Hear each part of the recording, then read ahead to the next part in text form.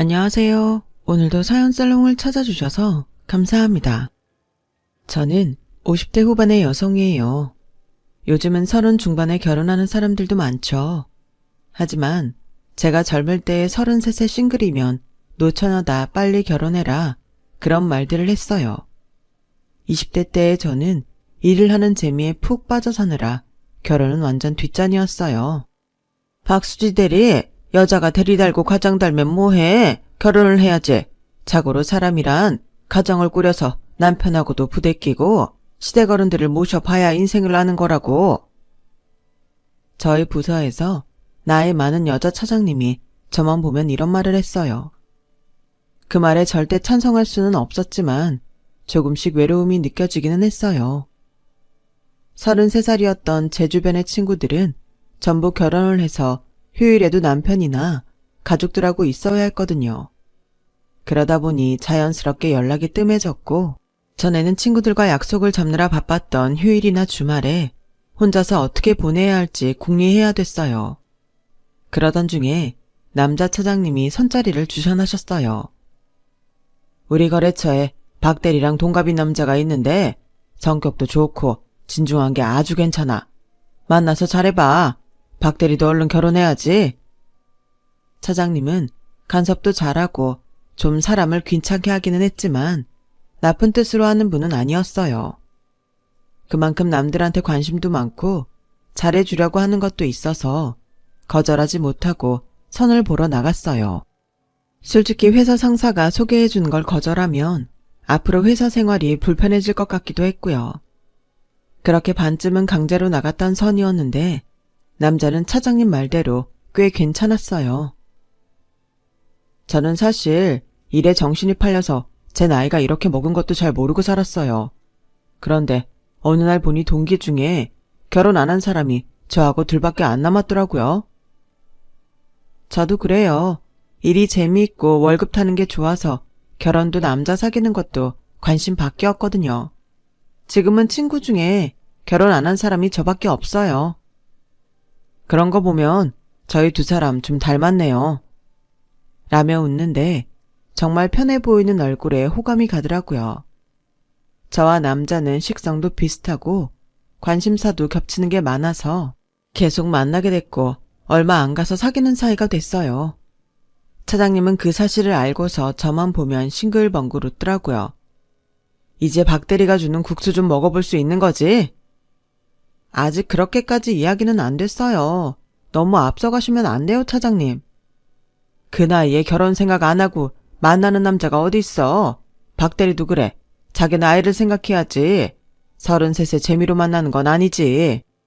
그렇다는 뜻은 아니고 아직 그런 이야기는 안 했다고요. 저는 사람 가볍게 만나고 그러지 않아요. 그럼 됐어. 곧 결혼 마루고 가겠네. 차장님 말씀처럼 남자는 얼마 안 가서 결혼 이야기를 꺼냈어요. 수지씨, 제가 부담 주려는 건 아니지만 제가 나이도 있어서 그냥 사귀고 말 사이면 만나는 것도 안 하려고 하거든요. 사실 저는 처음부터 수지씨하고 결혼할 마음이 있어서 계속 만났던 거고요. 수지씨 생각을 확실히 알고 싶어요. 저도 적당히 놀려고 동민씨 만난 거 아니에요. 결혼을 하면 동민씨하고 할 생각이에요. 그럼 더 미루지 말고 결혼해요. 시간을 그냥 보내느니 뭐 하나라도 결정하는 게 좋잖아요. 라더니 제 앞에 프로포즈 반지를 내밀더라고요. 혹시 거절할까봐 프로포즈부터 하지 못했어요. 수지씨 속을 떠본 것처럼 되긴 했는데 저는 진심이에요. 결혼해요, 수지씨. 이렇게 반지까지 따로 준비할 줄 몰랐는데 좀 감동이네요. 그래요. 어차피 결혼할 건데 나중에 말하면 뭐해요. 결혼해요. 그렇게 저희는 마음을 정했고 양쪽 집에도 알렸어요. 차장님한테도 이야기하니 자기 일처럼 기뻐했어요. 엄마 아빠도 제가 결혼 생각이 없는 줄 알고 포기하고 있다가 결혼할 사람이 있다고 하니 얼굴이 확 펴지시더라고요. 그래, 우리 딸이 다 인생 계획이 있겠지 하고 엄마 믿고 있었어. 에이, 엄마 내가 결혼 안 해도 데리고 살겠다고 해놓고선? 뭐 그럴 때도 있었지만 마음속으로는 믿고 있었다고. 그리고 엄마 말 기분 나쁘게 생각하지 말고 잘 들어. 솔직히 네 나이가 작은 건 아니잖아. 어떤 시부모들은 며느리 나이를 따지기도 해. 혹시 시댁에서 네 나이 가지고 뭐라고 해도 그러려니 해. 나이 먹은 사람들은 시대에 뒤떨어져서 그럴 수도 있어. 알았어, 엄마. 너무 걱정하지 마. 내가 그만큼 잘하면 되지. 라고 엄마를 안심시켰지만 내심 저도 불안하긴 했어요. 남자의 형수도 저보다 몇 살은 어리다고 들었거든요. 형은 5년 전에 결혼해서 2살 된 아들도 있다고 했어요. 저는 남자 부모님한테 인사를 가기 전에 형 부부를 먼저 만나게 됐어요. 미리 약속을 한 건 아니었고 저희가 퇴근 후 만날 때 우연히 남자의 형과 마주쳐서 형수한테도 연락을 했던 거였어요. 제 윗동서가 될 사람은 청순한 미인 스타일이었어요. 목소리도 나긋나긋하고 참 상냥하더라고요. 제가 형님이라고 해도 더 나은 것도 없어요. 그러니까 편히 대해주세요. 잘 부탁드려요. 저야말로 잘 부탁드릴게요. 이렇게 배려해 주셔서 감사해요. 별 말씀을요.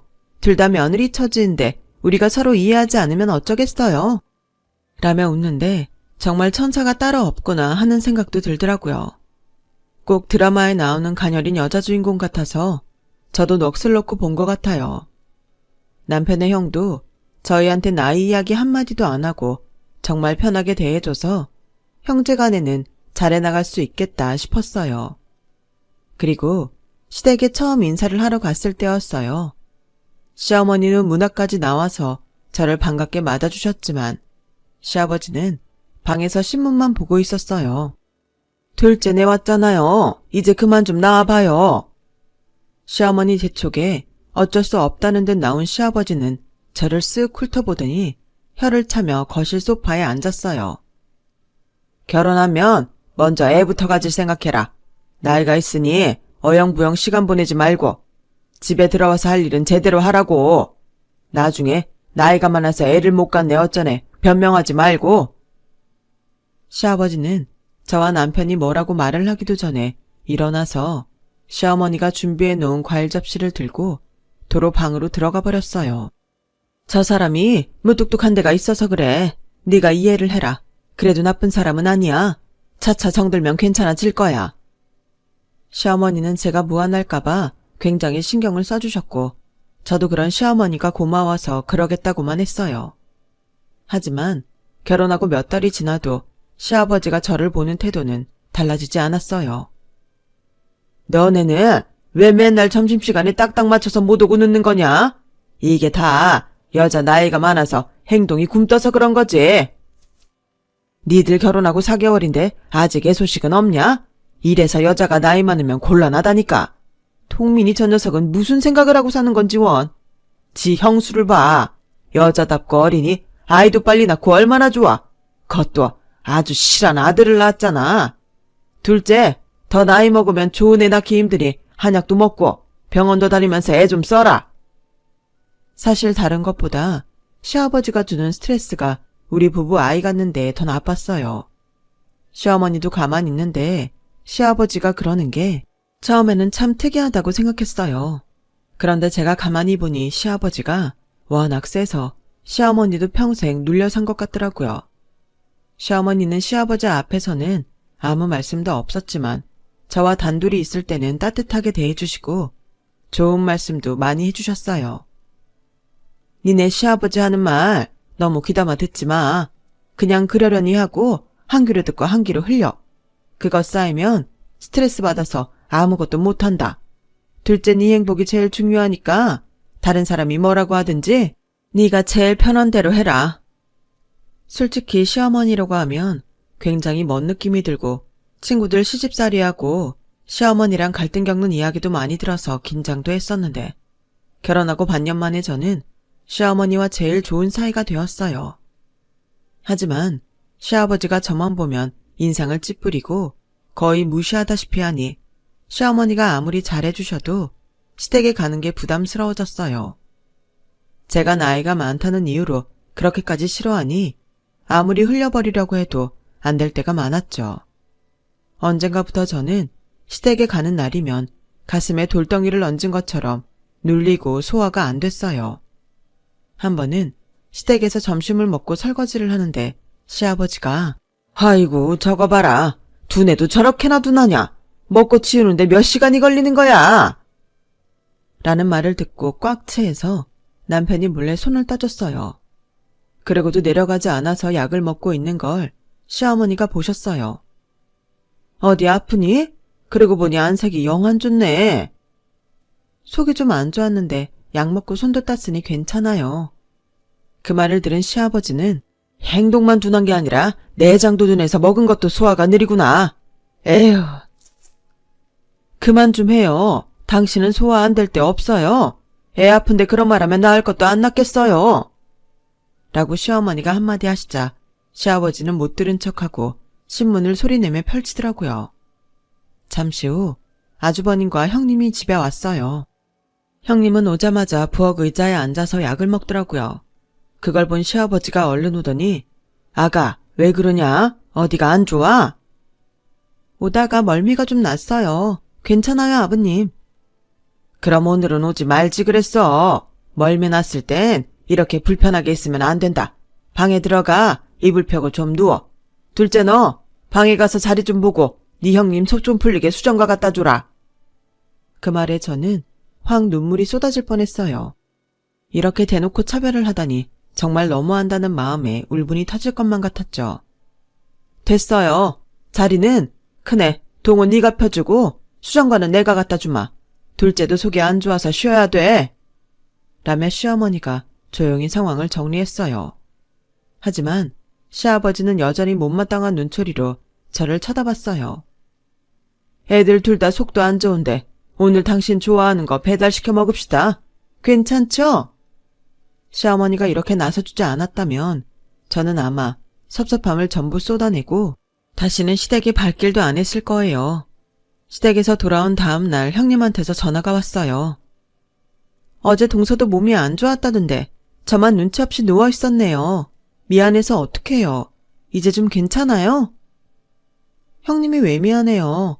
전 금방 괜찮아졌어요. 신경 써주셔서 감사해요.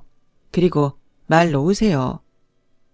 집안에서야 제가 형님일지 몰라도 그래도 사회에서는 저보다 위잖아요. 제가 이렇게 하는 게 마음이 편해요. 그럼 푹 쉬고 아프지 마요. 이렇게 남을 잘 챙기는 형님이라서 미워할 수가 없었어요. 성격도 순해서 시부모님이나 아주버님 하는 말에 싫다고 하는 걸 한 번도 본 적이 없었고요. 오래 본 건 아니었지만 사람이 풍기는 게 괜찮은 것 같았어요. 시아버지가 형님을 예뻐하시는 것도 이해는 할 수 있었죠. 하지만 자꾸 저를 나이 갖고 무시하는 말씀하시는 건 정말 듣기 힘들었어요. 시어머니는 저나 형님한테 똑같이 대해주시라고 애쓰는 게 느껴졌어요. 시아버지가 유독 형님만 찾으니 저를 생각해서 그러는 것 같아 너무 감사하더라고요. 근데 엄마 형수 좋아하지는 않는 것 같아.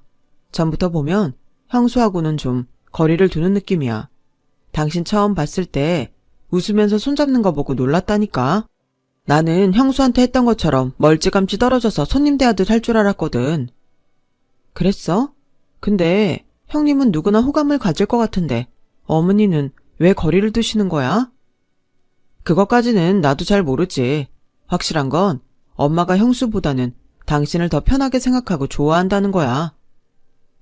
남편이 그렇게 말하니 슬쩍 기분이 좋아지더라고요. 그리고 저도 다른 사람이 충분히 호감 갖는구나 하고 새삼 자신감도 생겼고요.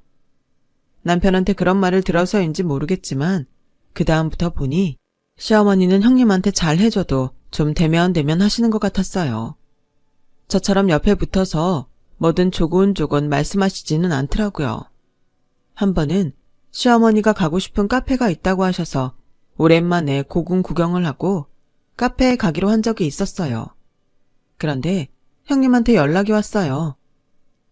동서, 혹시 오늘 시간 되면 우리 재훈이 어린이집 끝날 때 가서 유아 영어학원에 좀 데려다 줄 수 있어요?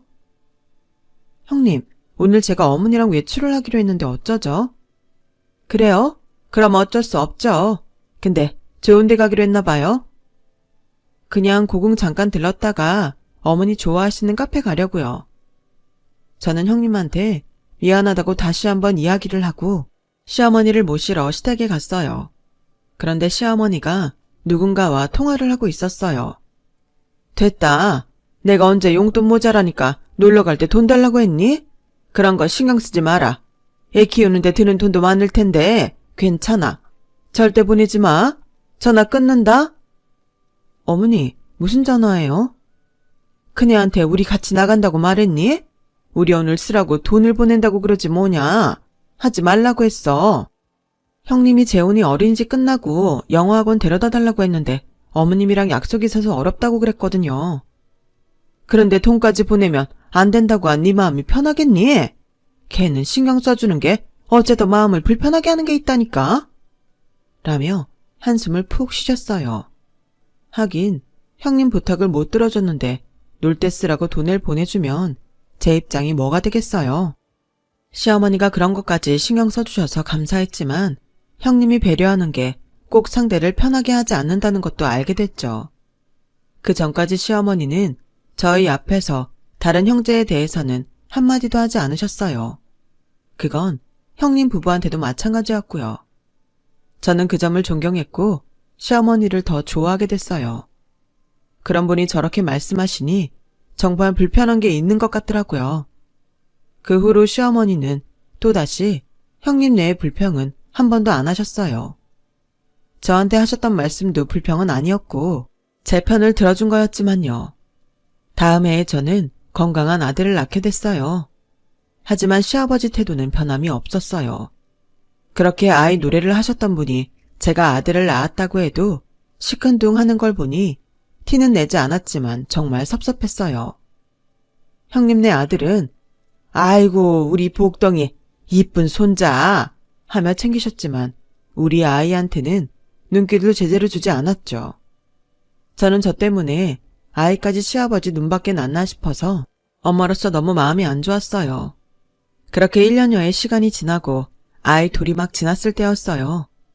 형님네 아들하고 우리 애가 같이 거실에서 놀고 있을 때 거실 마루 수리하는 사람들이 오자 시아버지는 얼른 형님네 아들만 안아서 방으로 들어가 버렸어요.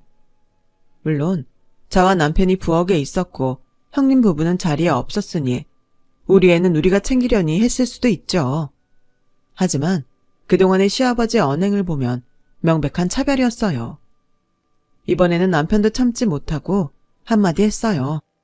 아버지, 좀 그러네요. 우리 영훈이가 더 어린데 그렇게 재훈이만 쏙 안아서 방으로 데리고 들어가세요. 우리 영훈이는 공사하는 데에 둬도 된다는 거예요. 데리고 들어가려면 둘 다 데리고 들어가셔도 되잖아요. 영훈이는 니네가 챙기잖냐. 재훈이는 오늘 엄마 아빠 바빠서 밤늦게 나온다는데 혼자 있는 게 불쌍하지도 않아. 작은아버지가 돼서 매정하게 그게 뭐냐? 라며 오히려 남편을 이상한 사람을 몰아세웠어요. 집에 돌아와서 저는 남편을 다독였어요. 우리 아버님 마음 얻으려고 너무 애쓰지 말자. 그래도 우리한텐 어머님이 있잖아. 영훈이도 많이 예뻐해 주시고. 아무리 참고 이해하려고 해도 애한테까지 그러니 화가 나잖아. 하긴 어릴 때도 아버진 항상 형평만 들었지. 우리 영훈이한테까지 그런다고 생각하니 견딜 수가 없네. 아버님 때문에 우리 영훈이 상처받을 것 같으면 영훈이 아버님 댁에 데려가지 말자. 차라리 그게 낫겠다. 우리야 어쩔 수 없다지만 아무 죄도 없는 애까지 힘들게 할 수는 없잖아. 그렇게 저희는 서로를 위로하며 의지했어요. 그러던 어느 날 갑자기 시아버지가 쓰러졌어요. 심장이 잠깐 멈췄었다는데 다행히 옆에 시어머니가 계셔서 바로 119를 불러서 응급실에 가서 큰일은 없었다고 해요. 하지만 그때 이후 시아버지는 몸져 눕는 날이 많아졌어요. 저와 형님은 순번을 정해서 시아버지 병간호를 하게 됐고 회사에 복직한 저보다 형님이 시아버지 옆에 있는 날이 많았어요. 그리고 형님의 지극정성은 정말 보는 저도 혀를 내두를 정도였어요. 유럽에서 오는 사람들한테 부탁해서 한국에 들어오지 않는 건강식품을 구하기도 하고 그때는 많지 않았던 귀한 장례선까지 시아버지 건강에 좋다며 그 자리에서 씻어서 한 뿌리씩 입에 넣어주더라고요. 또 시아버지가 원하는 게 있으면 다음에 어떻게든 구해오는데 이런 며느리면 정말 이뻐할 만 하겠다 싶었어요.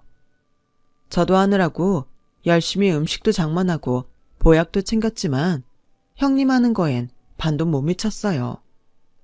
시아버지가 워낙 입맛이 고급진 데다가 까다로워서 다 맞추기가 힘든데 형님은 그걸 다 해내더라고요.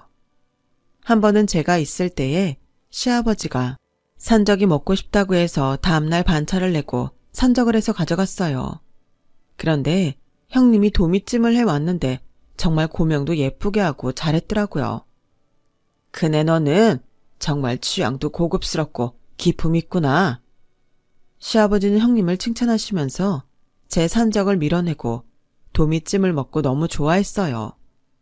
섭섭했지만 늘상 있는 일이니 어쩔 수 없다 생각했죠. 그런데 부엌에서 시어머니가 뭐라고 하시는 것 같아서 들어갔더니 형님이 도미찜을 담아온 통을 보고 계시더라고요. 이렇게 고급 한정식집에서 사온 걸 맨날 지가 다 한 것처럼 해요. 시아버지 앞에서 요리라도 시켜볼까 보다. 어우 답답해. 라며 그 통을 쇼핑백에 도로 넣으셨어요. 제가 과일 준비를 하며 슬쩍 보니 정말 도미찜을 담아온 통에 유명 한정식집 마크가 찍혀 있더라고요. 어쩌면 시어머니는 전부터 형님이 그렇게 눈속임 하는 걸 보신 게 아닌가 싶었어요. 어쨌든 그것도 다 형님 정성이니 뭐라고 할 수는 없었죠. 그렇게 반년을 형님은 정말 극진하게 시아버지를 모셨고 시아버지는 한밤중에 심장 발작을 일으키고 세상을 떠났어요. 아무리 저와 남편한테 쌀쌀 맞은 시아버지였대도 돌아가시니 서운하고 마음이 많이 아팠어요.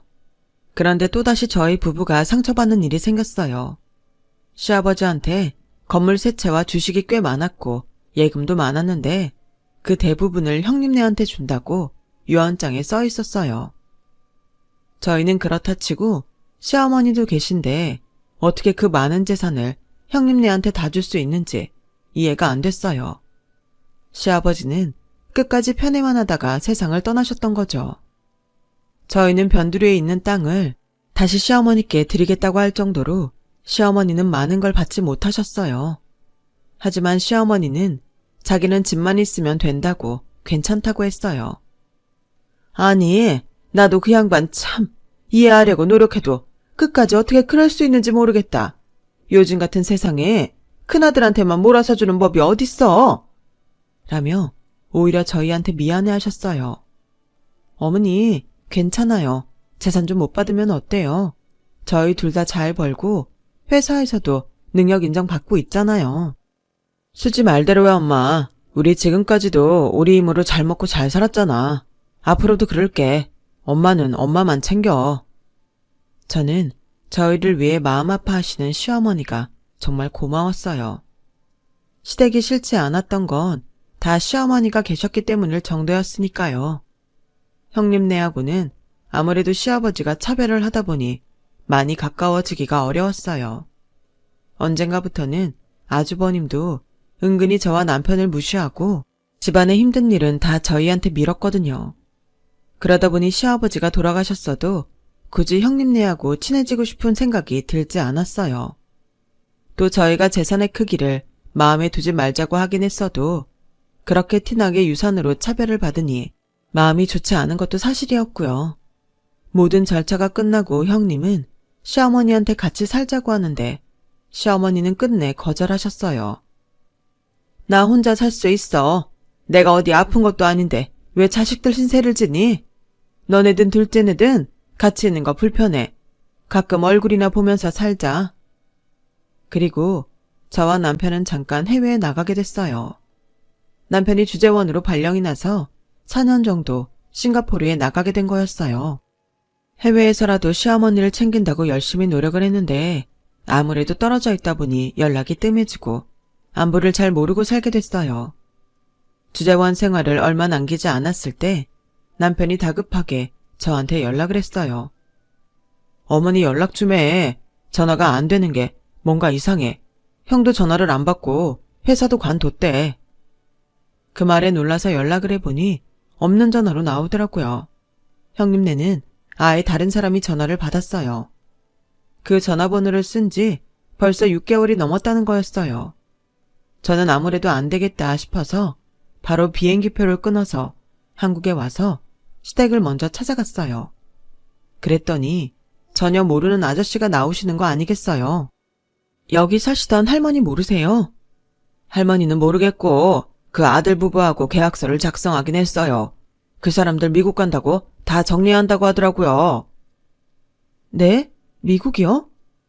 저는 너무 놀라 큰 소리로 말하자 안에서 아저씨 부인이 나왔어요. 저기 곱상하신 노인네 말하는 거면 내가 여기 계약하고 가구 멋지려고 들은 날에 요양원 차 타고 나갔어요. 안 가려고 아주 애를 쓰시는데 너무 안타까웠어요. 아들 부부가 어머니 버리고 미국 가는구나 싶었지. 저는 바로 남편한테 연락을 했고 남편도 이틀 후에 한국에 왔어요. 무조건 제일 빠른 비행기를 타고 왔다고 해요. 저와 남편은 아는 인맥은 다 끌어다가 형님네 소식을 알아봤어요. 그러자 형님 친구라는 여자와 연락이 닿았어요. 걔네 몇 년 전부터 미국 이민 준비했는데 몰랐어요? 저희한테는 그런 얘기 한 적 없어요. 혹시 어머니 어디 요양원 보냈는지는 아세요? 그런 것까지는 모르고 시어머니가 해외에 살 만큼 건강이 좋지 못해서 고급 요양원에 보내드린다는 말은 들었어요.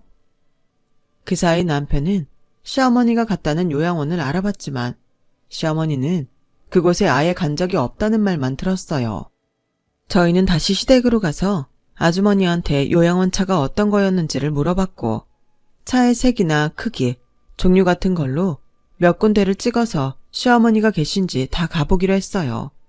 그리고 네 번째로 간 요양원에서 시어머니를 찾을 수 있었어요. 거기는 형님이 말했다던 고급 요양원도 아니었고 어려운 사람들이 많이 가는 시설이었어요. 저희가 시어머니를 찾자 접수처에 있던 간호사가 그분요. 아들 부부가 6개월치 선납하고 가셔서 이번 달이면 나가셔야 되는데 다행히 찾아오셨네요. 라며 저희를 입원실로 안내했어요. 입원실에서 시어머니를 본 저희는 그만 울음을 터뜨리고 말았어요. 4명이 같이 쓰는 방에서 시어머니는 살이 쏙 빠져서 초췌한 모습으로 혼자 웅크리고 누워 계셨어요.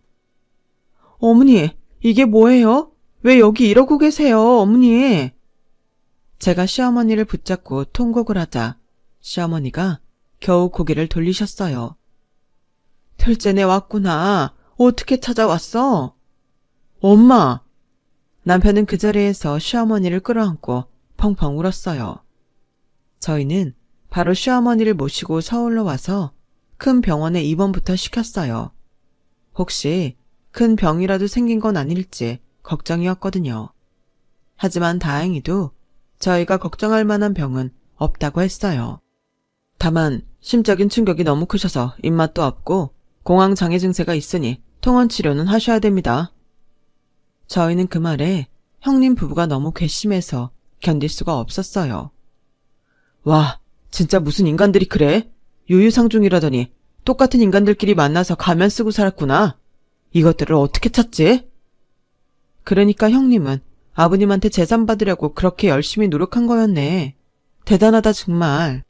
어머니 혼자 사시겠다는데 기어이 시댁에 들어가서 그 집 자기네 거로 돌리자마자 팔아버리고 어머니를 요양원에 방치해?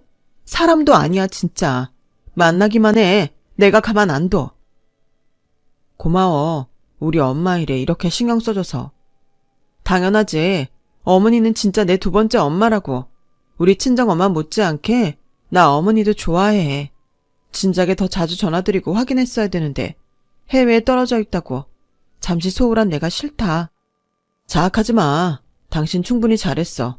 우리가 어머니 다시 건강해지게 만들고 재미있게 살자. 그 인간들 진짜 한국에 발붙이는 순간 끝인 줄 알라고 해. 저희는 그렇게 다짐하며 두 손을 꼭 잡았어요. 저는 용하다는 한의원은 전국을 다 돌아다니며 시어머니 보약을 지어드렸고 대학병원 치료와 대체의학을 잘하는 곳까지 전부 알아보고 시어머니를 모시고 다녔어요. 경치 좋은 데에 여행도 자주 갔고요. 시어머니 좋아하시는 것도 열심히 만들어서 드시게 했죠. 그랬더니 저희 정성을 알아보신 건지 시어머니는 점차 나아지셨어요. 대학병원에서도 좋은 소식을 들었고요. 이제 많이 좋아지셨네요. 약은 끊어도 되겠습니다. 앞으로 마음 편히 가시치고 즐겁게 생활하세요. 감사합니다, 선생님. 어머니, 너무 잘 됐어요. 그동안 약 드시느라 고생 많이 하셨고요. 앞으로는 맛있는 것만 드세요. 이게 다 둘째 니 덕분이지. 내가 무슨 고생을 했다고 그래. 둘째야, 정말 고맙다. 네가 고생했다. 저는 예전에 생기있던 시어머니가 돌아오신 것 같아 너무 좋았어요. 그날 시어머니는 저와 남편을 부르시더니 서류를 내주셨어요. 이거 내가 니네 앞으로 해놓은 거야. 서류를 보니 지금은 엄청나게 오른 주식과 재개발지역 부동산 문서가 전부 저희 공동명의로 되어 있었어요.